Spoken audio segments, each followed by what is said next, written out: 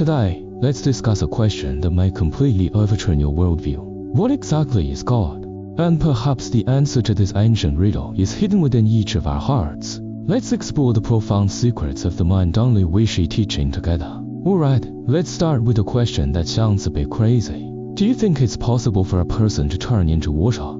Don't rush to say it's impossible. This isn't science fiction. This question is a key that can lead us to understand today's core concept.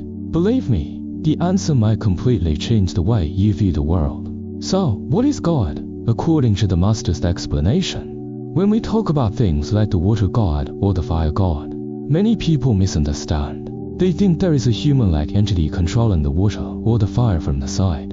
But the reality is the complete opposite. The so-called water god's true nature is water. The fire god's true nature is fire. They are completely one with that element. Their essence is the element itself. This concept is crucial. The question then arises, what's the difference between ordinary fire and the fire god? The key lies in just two words, consciousness or awareness. Ordinary fire is just a physical phenomenon, right? But the fire god is different.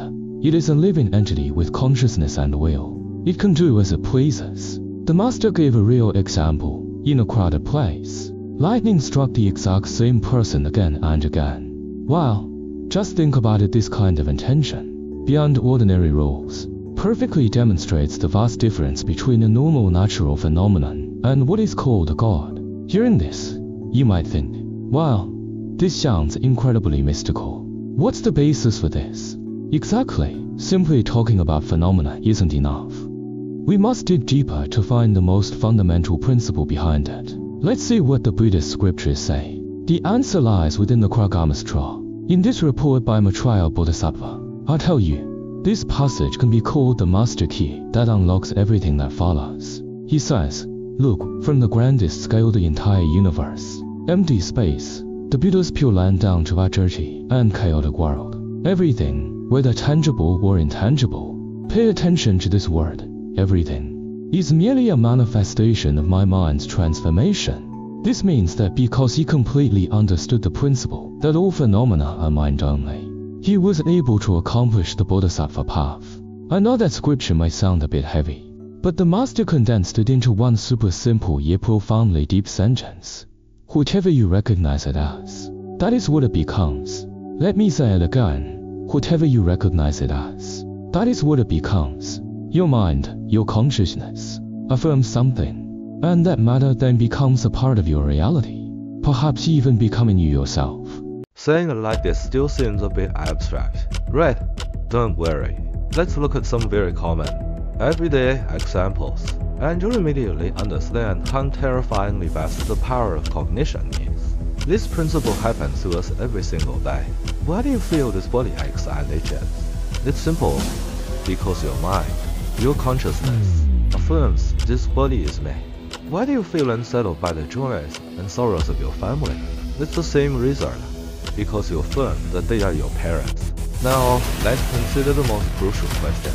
What if, just what if, one day you suddenly realize you were wrong and they are not your biological parents? Think about that moment. Wouldn't that emotional connection instantly change? Your perception changes, and your feelings, your reality, are turned upside down. That is whatever you recognize it as. That is what it becomes. So the most critical question comes up. Since the principle is just recognition, isn't it simple? I will just recognize myself as water or fire now, and won't I transform? Why can't I? It's obvious. There must be some huge obstacle blocking the way between us and that state. Indeed, there are two great obstacles. The Master describes them as an iron wall, firmly trapping us within our current cognition. Let's look at what these two walls are. The first obstacle is called by Ta relying on others, external dependence. What does this mean? Simply put, our sense of self, our happiness, always needs to rely on external people and things. From something small like feeling lost without your phone, to something big like needing others' actual affirmation to feel your own what all of these are. The Master's analogy is spot on. It's like you are tightly hugging a big tree and refuse to let go. The result, you are tied down and immobilized by the very thing you rely on. Next is the second obstacle, conceptual proliferation and clinging. fixation. This is even more common. The gains our mind are like a non-stop computer, habitually discriminating, calculating, clinging to everything around us. You check your phone, and subconsciously you start comparing whose wife looks better. Your boss says one thing, and you replay it 100 times in your head, trying to figure out what he really meant. The master's comparison to an octopus is truly apt. Imagine yourself as an octopus. Every arm trying to grab something this, and that, and the other thing.